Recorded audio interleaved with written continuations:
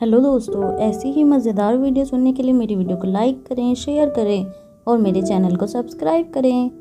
अनीका फटी हुई आंखों से उस औरत को देखती रही। उस औरत ने जब अनीका से कहा कि बड़ी काली गाड़ी से उस औरत ने रात के 3:30-4 बजे अनीका को किसी के साथ देखा था, तो अनीका बस हैरानी से उस औरत को देखती रही। उस औरत को अनीका के चेहरे के एक्सप्रेशंस देखकर ऐसा लगा जैसे वो कोई गलत बात कह रही थी। वो औरत भी स्कूल के गेट पर अपने बच्चों को छोड़ने आई थी।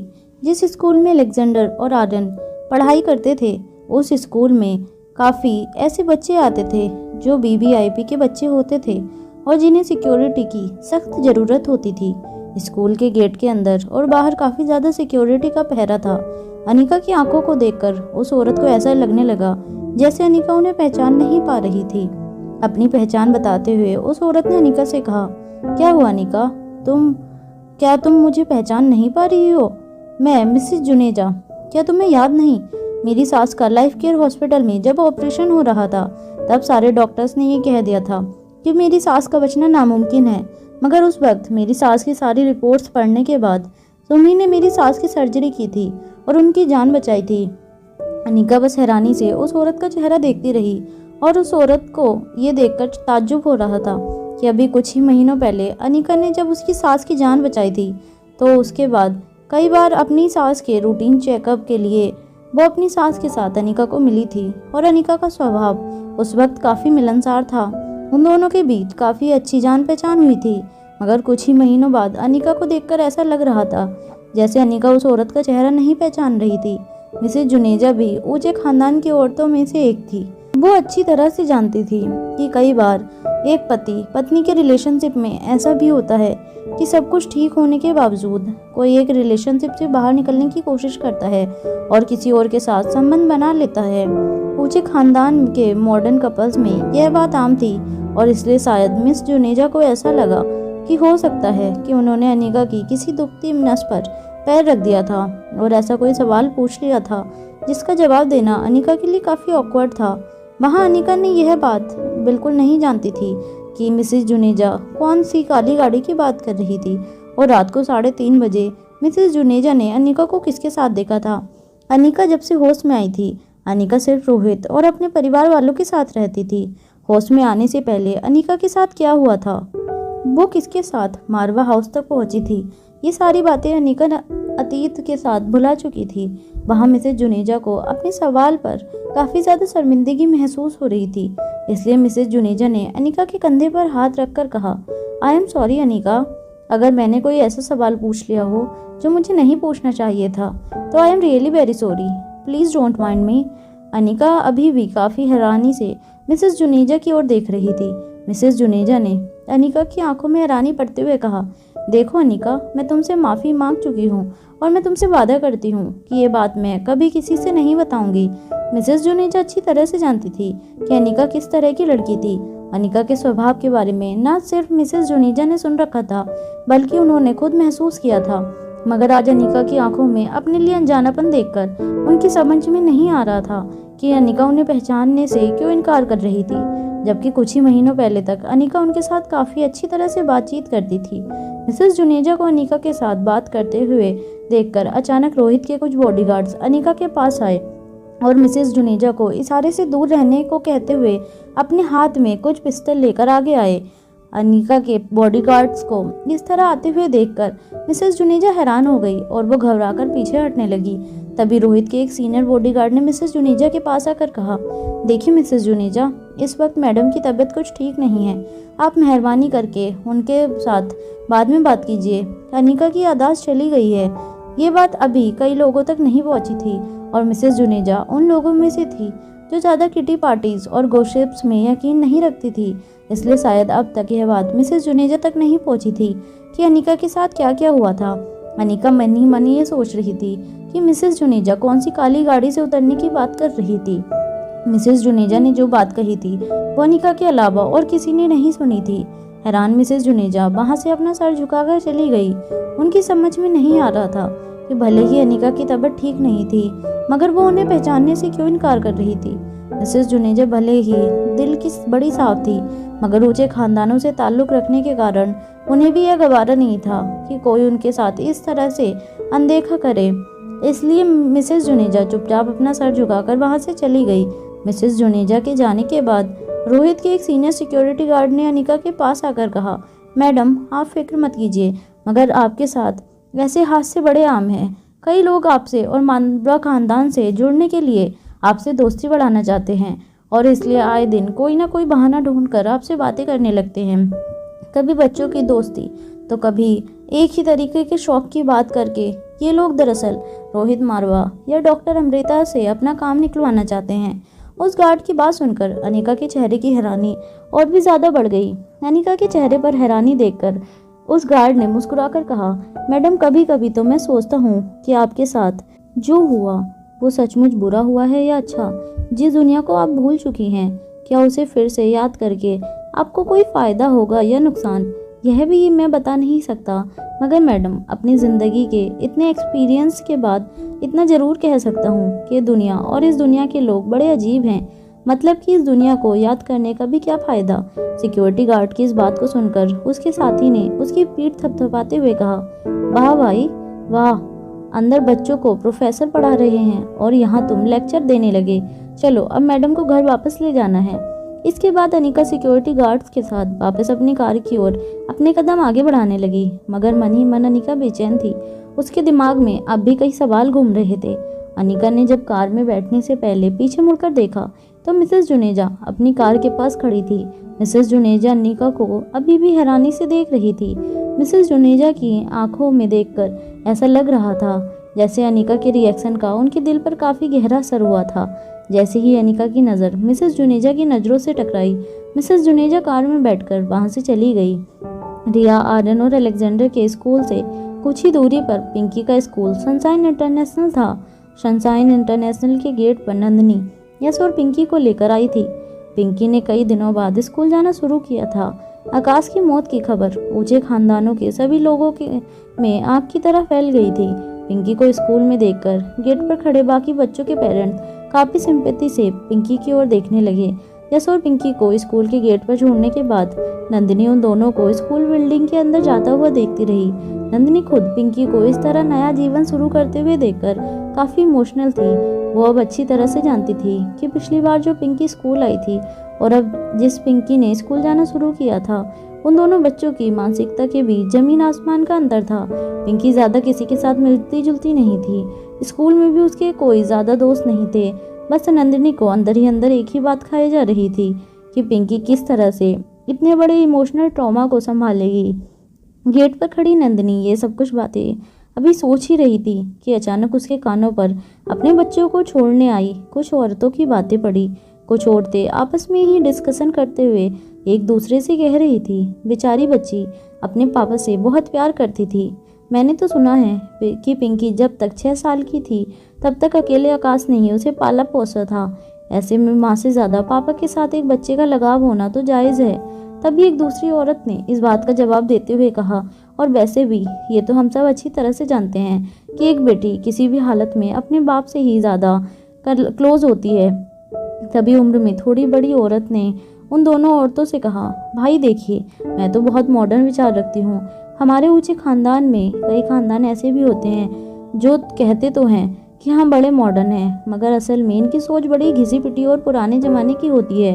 उस औरत की इस बात का जवाब देते हुए एक औरत ने उससे पूछा, क्या, मगर इसमें ये बात कहाँ से आ गई? उस औरत ने अपनी बात आगे बढ़ाते हुए कहा, देखो, मैं तो साफ साफ कहती हूँ, अगर मेरे घर पर किसी जवान बहू के साथ ऐसा हुआ होता तो मैं तो सबसे पहले अपने घर वालों को सजेस्ट करती कि इस लड़की की दूसरी शादी करवा दो।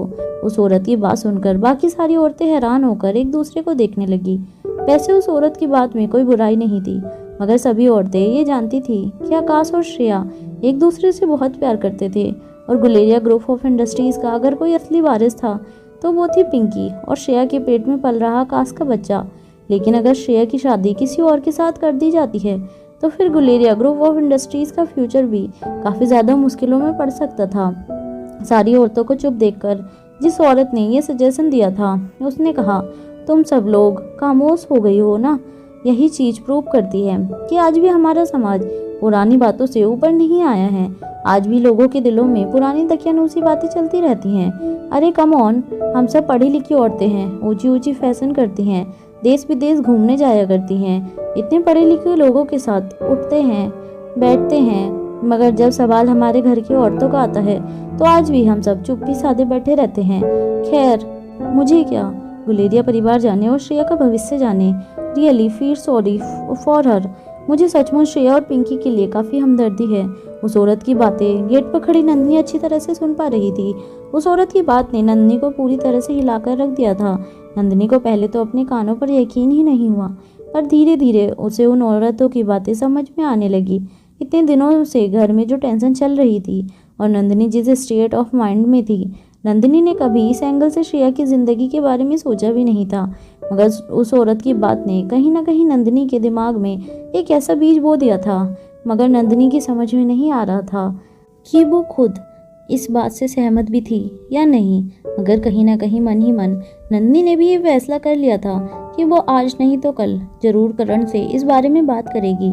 सनशाइन इंटरनेशनल स्कूल के गेट पर खड़ी नंदिनी काफ़ी देर तक अपने ही ख्यालों में डूबी रही। नंदिनी का ड्राइवर जब नंदिनी के पास आकर नंदिनी को आवाज़ लगाने लगा, तब अचानक ही नंदिनी को ऐसा लगा जैसे वो अपनी बेहोशी से वापस होश में लौटी है। वो पूरी तरह से अपने ख्यालों की दुनिया में खो गई थी। उसे इस बात का भी एहसास नहीं रहा था कि इस वक्त वो स्कूल के गेट के पास खड़ी है। श्रेया की चिंता नंदिनी के दिलो दिमाग पर छा गई थी। एक तरफ सिद्धार्थ गुलेरिया का बदला हुआ रूप और बर्ताव, तो वहीं दूसरी तरफ श्रेया और पिंकी के भविष्य को लेकर नंदिनी के दिल में चिंता बढ़ती जा रही थी। उसे समझ नहीं आ रहा था कि वो करे तो क्या करे। ऊपर से उन औरतों की बातों ने नंदिनी को और भी ज्यादा परेशानी और उलझन में डाल दिया था। वो पूरी तरह से अब परेशान हो चुकी थी। एक गहरी सांस लेने के बाद सारी चिंताओं को अपने दिल में समेटे नंदिनी अपने ड्राइवर के साथ वापस घर चली गई। इधर पिंकी और यश दोनों अलग अलग स्टैंडर्ड में पढ़ाई करते थे। यश ने पिंकी को अपने क्लासरूम के पास छोड़ा और कहा, रिसेस में मैं तुम्हें मिलने आता हूँ और स्कूल के बाद भी मैं तुम्हें यहीं से पिक करूँगा। अपने भाई की बात सुनकर पिंकी ने सिर्फ हाँ में अपना सर हिलाया और यश आगे अपने क्लासरूम की ओर बढ़ गया। पिंकी पहले से ही काफ़ी शर्मीली थी। वो ज़्यादा लोगों के साथ बातें नहीं करती थी, मगर आज जो पिंकी स्कूल वापस लौटी थी उसकी आंखों में शर्म से ज़्यादा डर नजर आ रहा था। अचानक अपने पापा का साया अपने सर से चले जाने के बाद पिंकी को ऐसा महसूस हो रहा था जैसे उसे प्रोटेक्ट करने वाला अब इस दुनिया में कोई नहीं बचा था। इसलिए पिंकी बस अपना सर झुकाए क्लासरूम में अपनी बेंच की ओर अपने कदम आगे बढ़ाती रही। उसके पैर कांप रहे थे। वो अंदर ही अंदर काफ़ी डर गई थी। उसे ऐसा लग रहा था जैसे वो अपने क्लासरूम में नहीं जा रही है, बल्कि किसी जंग के मैदान में जा रही है। मगर पिंकी के पास अब कोई और रास्ता भी नहीं था। आज नहीं तो कल पिंकी को क्लासरूम में जाना ही था। इस वक्त उसके दिमाग में बहुत सी बातें चल रही थी। उसका मन उन्हीं सब बातों में उलझा हुआ था। पिंकी क्लासरूम में भी इधर उधर नहीं देख रही थी, क्योंकि उसकी इतनी हिम्मत नहीं हो रही थी। पिंकी का सर झुका हुआ था। क्लासरूम में बाकी सारे बच्चे पिंकी को ऐसी हालत में देखकर काफ़ी शर्मिंदा थे। उन बच्चों को पता था कि पिंकी के साथ क्या हुआ था। पिंकी के पापा अब इस दुनिया में नहीं रहे थे। क्लासरूम में ऐसे और दो बच्चे थे जिनके पापा इस दुनिया में नहीं रहे थे। वो भी अच्छी तरह से समझ पा रहे थे कि पिंकी के दिल पर क्या गुजर रही थी। वो पिंकी का दर्द सबसे ज़्यादा समझ पा रहे थे। उनको पिंकी से हमदर्दी थी। उनमें से एक लड़की का नाम था मुस्कान। पिंकी के चेहरे पर मायूसी देखने के बाद मुस्कान को एहसास हो रहा था कि जब उसे पहली बार पता चला था कि उसके पापा अब इस दुनिया में नहीं रहे, तब उसके दिल पर क्या गुजर रही थी। मुस्कान कई दिनों तक बिना खाना खाए और बिस्तर पर लेटी अपने पापा को याद करती रहती थी। वो हर रात ऊपर वाले से सिर्फ यही दुआ मांगती थी कि चाहे कुछ भी हो जाए वो मुस्कान के पापा को वापस भेज दे। मगर दिन बीतते गए और मुस्कान की मांगी हुई कोई ख्वाहिश पूरी नहीं हुई। मुस्कान को पिंकी को देखकर अचानक से सब कुछ याद आ गया था। उसे वो पुराने दर्द महसूस होने लगा था। वही पिंकी अपनी बेंच पर बैठकर अपना सर झुकाकर बेंच पर बैठी रही। पिंकी को देखकर ऐसा लग रहा था जैसे वो स्कूल तो आ गई थी, मगर स्कूल आना उसके लिए बस एक फॉर्मेलिटी थी, क्योंकि घर वालों ने ज़बरदस्ती पिंकी को यश के साथ स्कूल भेजा था। इसलिए पिंकी स्कूल आ तो गई थी, मगर पिंकी स्कूल में मौजूद बच्चों के बीच भी वो अपना सर झुकाकर उन सबसे छिपना चाहती थी। पिंकी ना तो अब दुनिया से नजरें मिलाना चाहती थी और ना ही दुनिया को फेस करना चाहती थी। तभी अचानक पिंकी के कंधे पर एक हाथ उसे महसूस होने लगा। पिंकी ने जब अपनी नज़र उठाकर देखा तो मुस्कान पिंकी के ठीक बगल में खड़ी थी। मुस्कान पिंकी को बड़ी सिंपैथी से देख रही थी। वैसे तो पिंकी ने इतने सालों में ज़्यादा किसी से दोस्ती नहीं की थी। उस मुस्कान के साथ कभी कभार पिंकी टिफिन शेयर कर लेती थी, मगर न ही पिंकी मुस्कान की पर्सनल लाइफ के बारे में ज़्यादा कुछ जानती थी और न ही मुस्कान ने पिंकी से कभी अब उसकी पर्सनल लाइफ के बारे में कुछ पूछा था, क्योंकि मुस्कान अच्छी तरह से जानती थी कि पिंकी उन लड़कियों में से नहीं थी जो किसी के साथ ज़्यादा इमोशनली अटैच होना चाहती थी।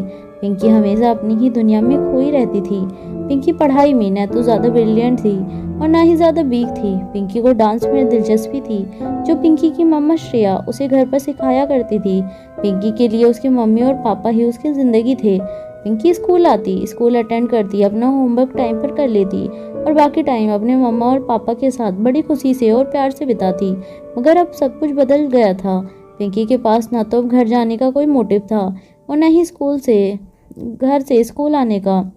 यही कारण था कि पिंकी के ठीक बगल में बैठी हुई मुस्कान ने कहा, I am really very sorry for what ever happened with you. मैं अच्छी तरह से जानती हूँ कि तुम्हारे पापा एक बहुत अच्छे इंसान थे। उनके बारे में मेरे मॉम डैड काफ़ी बातें किया करते थे। घर पर मैं अंकल से कई बार मिली भी हूँ। He was quite handsome man. Muskan के मुंह से आकाश के लिए तारीफें सुनकर पिंकी मुस्कान की ओर देखने लगी। मुस्कान भी अच्छी तरह से जानती थी कि पिंकी के साथ कनेक्ट करने के लिए उसे पिंकी के पापा के थ्रू ही जाना पड़ेगा। पिंकी के सबसे करीबी फ्रेंड, फिलोसफर, गाइड कोई थे तो वो थे उसके पापा। इसलिए मुस्कान चाहती थी कि वो पिंकी के साथ इस दुख के पल में रहे, पर पिंकी इतनी आसानी से मुस्कान के साथ घुलने मिलने वाली नहीं थी। इसलिए मुस्कान ने ये तरीका अपनाया था। पिंकी के बगल में बैठी मुस्कान ने पिंकी के कंधे पर हाथ रखकर कहा, कुछ दिनों पहले मैं भी तुम्हारी ही सिचुएशन से गुजर रही थी, इसलिए मैं अच्छी तरह से जानती हूँ कि तुम इस वक्त क्या फील कर रही होगी। मेरा यकीन मानो, इस वक्त तुम्हें जितना दुख हो रहा है दुनिया में इससे बड़ा दुख हो ही नहीं सकता। छोटी सी बच्ची मुस्कान के मुंह से ये सारी बातें सुनकर पिंकी को ऐसा लग रहा था जैसे कोई बड़ा बुजुर्ग उसे कुछ समझाने की कोशिश कर रहा था।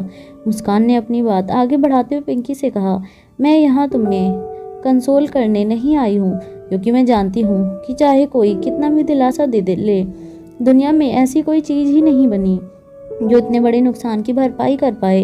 जब मेरे पापा मुझे छोड़कर चले गए थे तब मैं कई दिनों तक अकेले अपने कमरे में बंद होकर रोती रहती थी।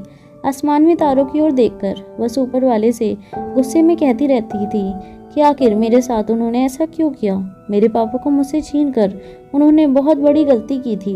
मगर फिर अचानक एक दिन मुझे इस बात का एहसास हुआ कि जो दुख मुझे हो रहा था, जो तकलीफ मुझे हो रही थी, जिस दर्द को मैं सहन कर रही थी, ऐसा अगर किसी और के साथ होता तो मेरे पापा ने हमेशा ही यही चाहा था कि मैं उनकी तरह स्ट्रॉन्ग बनूं। और शायद इसीलिए मेरे पापा कुछ दिनों के लिए मुझे छोड़कर चले गए थे, ताकि वो ऊपर जाकर देख सकें कि मैं उनके बिना भी उतनी ही स्ट्रॉन्ग हूँ या नहीं।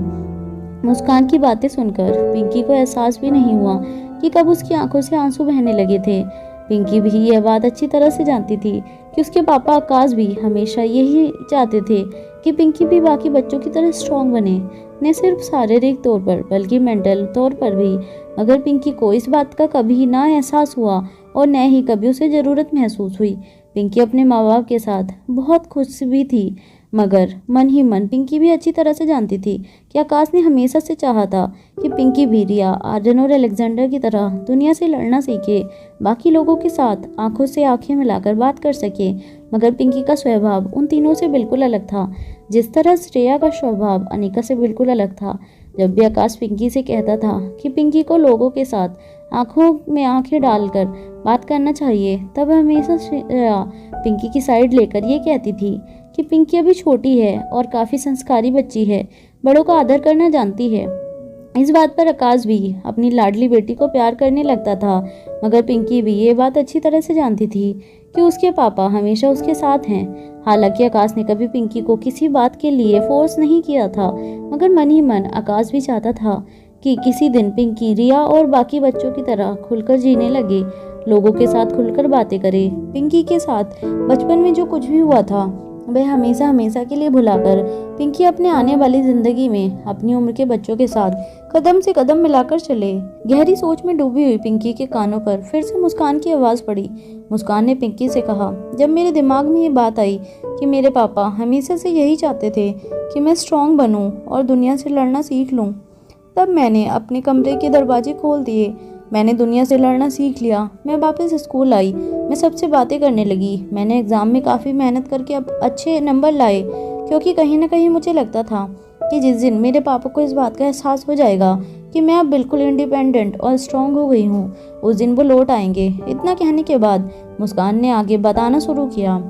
वक्त बीतता गया, मैं अपने आप को और ज़्यादा स्ट्रांग बनाती रही और एक दिन मुझे इस बात का एहसास हो गया कि मेरे पापा कभी वापस नहीं आने वाले। मुस्कान ने जैसे ही ये बात कही, मुस्कान की नज़रें झुक गई। मुस्कान की झुकी हुई नज़रें देखकर पिंकी के चेहरे पर फिर से मायूसी छा गई। क्लास शुरू होने में अभी कुछ मिनट बाकी थे। बाकी सारे बच्चे अपनी ही मस्ती में रोज की तरह बिजी थे। क्लासरूम में बैठे बाकी बच्चे ये नहीं जानते थे कि कोने की इस बेंच पर विंडो के पास बैठी दो उन्हीं की उम्र की लड़कियां इतनी मैच्योर बातें कर रही थी। पिंकी ने जब मुस्कान की आंखों में आंखें डालकर देखा तो उसे एहसास हुआ कि मुस्कान भी जी भरकर रोना चाहती थी। उसकी आंखों से आंसू सैलाब बनकर जैसे रुके हुए थे।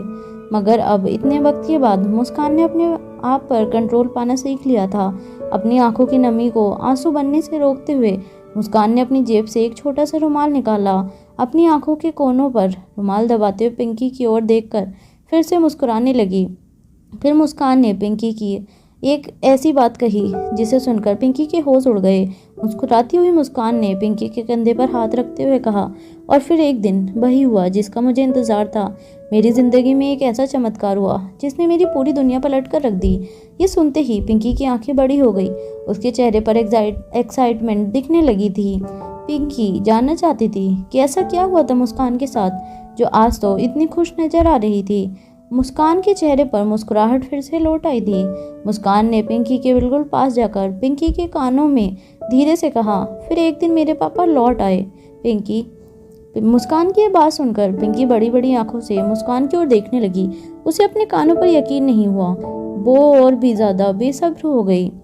यूँ तो पिंकी की उम्र छोटी थी। पिंकी अपने पापा से प्यार भी बहुत करती थी और अपने पापा को मिस भी बहुत करती थी। मगर पिंकी इतनी बात तो अच्छी तरह से जानती थी कि परियों की कहानी में जो चमत्कार होते थे वो असल जिंदगी में कभी नहीं हो सकते थे। किसी इंसान की जान चली जाए तो दोबारा वो कभी वापस जिंदा नहीं हो सकता था। मगर जैसे ही मुस्कान ने कहा कि एक दिन उसके पापा उसकी ज़िंदगी में लौट आए तो पिंकी हैरान होकर मुस्कान को देखने लगी। मुस्कान ने पिंकी के कंधे पर हाथ रखते हुए कहा, कुछ वक्त पहले मेरी मम्मा ने दूसरी शादी कर ली। मैं अपने जिस पापा को खो चुकी थी उनसे मैं हमेशा प्यार करती रहूँगी और वो ही मेरे लिए हमेशा सुपर हीरो बने रहेंगे। मगर कहीं ना कहीं मैंने ये चीज़ एक्सेप्ट कर ली है कि मेरे पापा कभी वापस नहीं आने वाले। मेरे पापा की जगह इस दुनिया में और कोई नहीं ले सकता। लेकिन मेरी मम्मा ने जिनसे शादी की वो भी मुझे बहुत प्यार करते हैं और उन्हीं के प्यार के खातिर मैंने अपने दिल में उन्हें वही रेस्पेक्ट और वही इज्जत देना शुरू कर दिया जो मैं अपने पापा को दिया करती थी। इतना कहने के बाद मुस्कान ने आगे बताया, धीरे धीरे सब कुछ पहले की तरह नॉर्मल हो गया।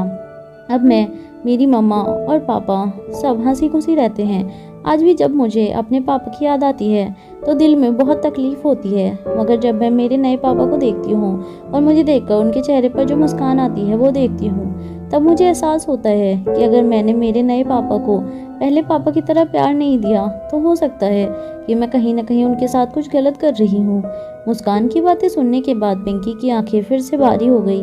कहीं ना कहीं मुस्कान की बातें सुनकर पिंकी के दिल में एक उम्मीद जगी थी कि इस दुनिया में कोई ऐसा रास्ता है जो उसे अपने पापा तक पहुंचा सके। हालांकि पिंकी ये बात सुनकर अच्छी तरह से जानती थी कि एक बार कोई इंसान इस दुनिया से चला जाए तो वो किसी दुनिया में चला जाता है और कभी वापस लौटकर इस दुनिया में वापस नहीं आता। मगर जब मुस्कान ने कहा कि उसके पापा लौट आए थे तब कहीं ना कहीं पिंकी के दिल में एक उम्मीद जागी थी। मगर मुस्कान की पूरी बात सुनने के बाद पिंकी ने फिर से मायूसी में अपना चेहरा झुका लिया। क्लास में टीचर के आते ही सारे बच्चे अपनी जगह से उठकर टीचर को विश करने लगे। टीचर बच्चों को विश करने के बाद बोर्ड पर कुछ पढ़ने लगी। सारे बच्चे अब पढ़ाई में ध्यान देने लगे थे। मुस्कान भी अपनी किताबें खोलकर पढ़ाई में ध्यान देने लगी थी, मगर पिंकी खिड़की के बाहर ही देख रही थी। पिंकी की आंखें नम थी। कहीं न कहीं पिंकी को इस वक्त मुस्कान पर बहुत गुस्सा भी आ रहा था। पिंकी यही सोच रही थी कि कोई बेटी अपने दिल में अपने पिता की जगह किसी और को कैसे दे सकती थी। जिस मुस्कान पर उसे थोड़ी देर पहले तरस आ रहा था, उसी मुस्कान पर अब पिंकी को काफ़ी गुस्सा आने लगा था। मगर मन ही मन पिंकी यही सोच रही थी कि वो कभी अपने दिल में अपने पापा की जगह किसी को नहीं देगी। चाहे कुछ भी हो जाए, पिंकी के लिए आकाश ही उसके सुपर हीरो रहेंगे। इधर दूसरी तरफ बच्चों को स्कूल छोड़ने के बाद जब अनिका वापस मार्बा हाउस पहुंची, तब आयशा जो लिविंग रूम में बैठी नौकरों को इंस्ट्रक्शन दे रही थी, उन्होंने घर लौटी अनिका की ओर मुड़कर पूछा, बेटा अब तो तुम्हें अच्छी तरह से बच्चों की जिम्मेदारी निभाना आ गया है। आयशा की आवाज़ सुनकर अनिका आयशा के पास गई। आयशा ने अनिका को अपने सामने बैठाते हुए कहा, वैसे तो तुम बच्चों को कभी टाइम नहीं दिया करती थी, अक्सर बिजी रहती थी, और बिजी हो भी क्यों ना, तुम इस दुनिया की सबसे मशहूर डॉक्टर हो। मेरा मतलब की थी। आयशा को समझ नहीं आ रहा था कि वो अनिका से क्या कहे। अनिका आयशा की मुश्किल समझ सक गई थी और अनिका ने आयशा की हिचक को दूर करते हुए कहा, आप अब तक जो कह रही थी ठीक ही है, मैं डॉक्टर हूँ नहीं बल्कि थी। जब मुझे यही याद नहीं कि पेशेंट का इलाज करने के लिए किन किन खूबियों की ज़रूरत होती है, तो मैं डॉक्टर कैसे हो सकती हूँ। मुझे ना तो ये याद है कि मैंने क्या पढ़ाई लिखाई की थी, और मुझे न ही ये याद है कि मैंने कितने पेशेंट का इलाज किया था। हाँ, बच्चों ने काफ़ी बातें बताई हैं मुझे, और काफ़ी वीडियोस और फोटोग्राफ्स दिखाए हैं जिनमें बच्चों ने मुझे कहा कि मैंने कई पेशेंट की जान बचाई है। इतना कहने के बाद अनिका ने चेहरे पर एक अलग भाव लाते हुए कहा, उन बातों को सुनकर काफ़ी अच्छा लगता है, मगर फिर काफ़ी दुख भी होता है कि मेरी ज़िंदगी में इतने सारे एक्सपीरियंस, इतने सारे अनुभव हुए हैं, मगर मुझे उनमें से एक भी एक्सपीरियंस या अनुभव याद नहीं है। अनिका की बातें सुनने के बाद आयशा ने चेहरे पर हल्की सी मुस्कान लाते हुए कहा। आयशा ने अपना सर झुकाकर अनिका से कहा, कभी कभी सोचती हूँ ये दुनिया भी कितनी अजीब है। इंसान ताकतवर बनने के लिए कितनी मेहनत करता है, दुनिया में बड़ा नाम करने के लिए इंसान को क्या कुछ नहीं करना पड़ता है। जिंदगी के उतार चढ़ाव से गुजरते हुए इंसान यह तक भूल जाता है कि वो कहाँ से निकले थे और उनकी मंजिल किस तरफ है। फिर आखिरकार एक इंसान सफलता के उस शिखर पर पहुँचता है जहाँ हमेशा से वो पहुँचना चाहता था, मगर जब पीछे मुड़कर देखता है तब गहरी खाई के अलावा उसे कुछ नहीं नजर आता। मगर मैं बहुत लकी हूँ कि मेरे बच्चे कामयाबी के शिखर पर पहुँचने के बाद भी अकेले नहीं थे, पूरे के पूरे परिवार के साथ थे। मगर आज तुम्हें देखती हूँ तो ऐसा लगता है कि ऊपर वाला कहीं ना कहीं कोई ना कोई परीक्षा जरूर लेता है उन लोगों को जिन्हें वो कुछ देता है। हम हमेशा सोचते रहते हैं कि अतीत गुजर चुका है और हमारा फ्यूचर और हमारी वर्तमान जिंदगी से अतीत का कोई वास्ता हो सकता है। ये बात हम कभी नहीं सोचते, मगर आज तुम्हें देखती हूँ तो मुझे इस बात का एहसास होता है कि हमारे अतीत का भी कितना बड़ा वजूद होता है हमारे वर्तमान और आने वाली ज़िंदगी से। आयशा भी अच्छी तरह से जानती थी कि अनिका उन बदकिस्मत लोगों में से थी जिन्हें ज़िंदगी ने सब कुछ दिया था, मगर ज़िंदगी ने उस अनिका से अपना अतीत छीनकर उसे एक ऐसा इंसान बना दिया था जिसके लिए अब ज़िंदगी में सक्सेस के कोई मायने नहीं रह गए थे। अनिका के हाथ पर प्यार से अपना एक हाथ रखते हुए आयशा ने कहा, मगर तुम फिक्र मत करो, बहुत जल्द तुम्हारा अतीत तुम्हारे साथ फिर से जुड़ जाएगा, यह मेरा भरोसा है। मैंने हमेशा से देखा है तुम्हें। ऊपर वाला तो हमारी कोई ना कोई परीक्षा जरूर लेता रहता है, मगर हर परीक्षा में अव्वल आने की तुमने भी ठान रखी है और इस परीक्षा में भी जरूर अव्वल आओगी, इतना यकीन है मेरा। आयशा की बात सुनकर अनिका के चेहरे पर हल्की सी मुस्कान आ गई। आयशा ने अनिका से कहा, और रोहित की दादी माँ की बातों का बुरा मत मानना। दादी माँ जुबान की कड़वी हैं मगर दिल की बड़ी साफ हैं।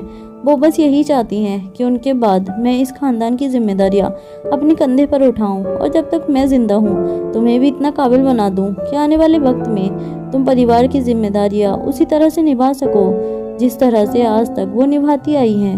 अब जाओ, कुछ देर अपने कमरे में जाकर आराम कर लो, बच्चों की स्कूल छूटने में अभी वक्त है। तुम कुछ देर आराम कर लो और फिर मैं तुम्हारे साथ चलूंगी बच्चों को स्कूल से पिक करने।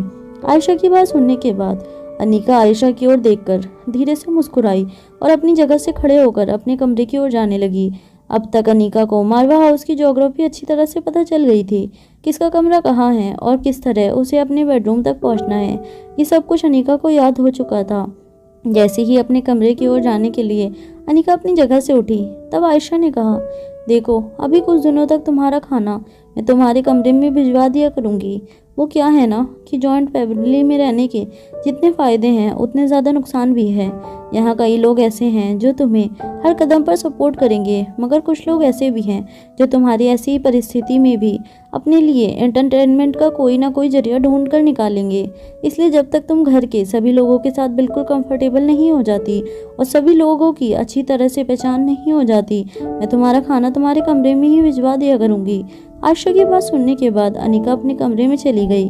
वहाँ रिया, आर्यन और अलेक्जेंडर के स्कूल में स्पोर्ट पीरियड चल रहा था, इसलिए रिया, आर्यन और अलेक्जेंडर ग्राउंड में बाकी बच्चों के साथ एक लाइन में चलकर आगे बढ़ रहे थे। स्कूल में काफ़ी डिसिप्लिन फॉलो की जाती थी। स्कूल में ज़्यादातर BBIP माँ बाप के बच्चे पढ़ा करते थे, इसलिए स्कूल की सिक्योरिटी की जिम्मेदारी टॉप क्लास एजेंसीज को दी गई थी और साथ ही बाकी टीचर्स को भी हिदायत दी गई थी कि वह स्कूल में डिसिप्लिन का सख्त पालन करें। बच्चों को भी डिसिप्लिन सिखाने के लिए कड़क नियम कायदे बनाए गए थे। वही टीचर्स के लिए भी डिसिप्लिन को फॉलो करना बेहद ज़रूरी था। यह अपनी पुरानी स्कूल इंटरनेशनल सनशाइन स्कूल को काफ़ी मिस करती थी, क्योंकि रिया को इतनी ज़्यादा सख्ती में रहना बिल्कुल पसंद नहीं था। मगर रिया के पास इस वक्त फ़िलहाल और कोई ऑप्शन नहीं था, इसलिए अपना मुंह लटकाए बाकी बच्चों के पीछे पीछे रिया भी प्लेग्राउंड की ओर आगे बढ़ने लगी। प्लेग्राउंड में पहुंचने के बाद सारे बच्चे अपने अपने फेवरेट स्पोर्ट्स के लिए अपनी अपनी टीम बनाकर खेलने लगे। कुछ बच्चे बास्केटबॉल खेल रहे थे तो कुछ फुटबॉल, मगर इन सारे बच्चों में अलग रिया बैठी थी, जिससे आउटडोर गेम्स इतनी पसंद नहीं थी। रिया को ज़्यादातर मोबाइल गेम और वर्चुअल गेम खेलना पसंद था, इसलिए बाकी बच्चों से काफ़ी दूर एक पेड़ के नीचे रिया बाकी बच्चों को खेलते हुए देख रही थी। मन ही मन रिया अपनी पुरानी स्कूल को भी मिस कर रही थी। प्लेग्राउंड में खेल रहे बच्चों को देख रही रिया का ध्यान अचानक सबसे अलग खेल रहे मिट्ठू पर पड़ा। मिट्ठू स्कूल के न्यूली अपॉइंट मैथ्स टीचर का बेटा था। स्कूल का एक नियम था कि स्कूल के सारे बच्चे BBIP माँ बाप के बच्चे हुआ करते थे और कुछ इनकम ग्रुप के नीचे आने वाले माँ बाप के बच्चों को स्कूल में एडमिशन नहीं दिया जाता था। मगर साथ ही साथ एक ऐसा कानून भी था कि स्कूल में पढ़ने वाले टीचर्स के बच्चे अगर स्कूल में पढ़ना चाहे तो उन्हें स्कॉलरशिप मिल सकती थी। मिट्टू के पापा विक्रम स्कूल में मैथ्स टीचर थे और बच्चों के फेवरेट भी थे। हालांकि उन्हें नौकरी ज्वाइन किए हुए अभी कुछ ही महीने हुए थे और वो प्रोबेशन पीरियड पर थे, मगर काफ़ी कम वक्त में मिट्टू के पापा बाकी स्टूडेंट्स के फेवरेट हो गए थे। मगर मिट्टू बाकी सब ऊंचे खानदान के बच्चों के साथ मिक्स नहीं हो पा रहा था। मिट्टू काफ़ी सीधा साधा लड़का था। ऊंचे खानदान के बच्चों के साथ मिक्स होने में मिट्टू को काफ़ी हिचक महसूस हो रही थी। वो जिस तरह का खाना खाते थे, कपड़े पहनते थे, उनके बात करने का तरीका, सब कुछ मिट्टू के लिए काफ़ी ऑकवर्ड था और कहीं ना कहीं बाकी बच्चे भी मिट्टू के साथ अच्छी तरह से जेल अप नहीं हो पा रहे थे। इसलिए मिट्टू हमेशा बाकी बच्चों से दूर अकेला ही खेलता रहता। मिट्टू प्लेग्राउंड में अपने हाथ में एक बॉल पकड़कर हवा में बॉल को उछाल कर कैचिंग प्रैक्टिस कर रहा था। तभी अचानक मिट्टू के हाथ से बॉल छूटकर जमीन पर गिर गई। यह देखकर मिट्टू को देख रही रिया जोर जोर से हंसने लगी।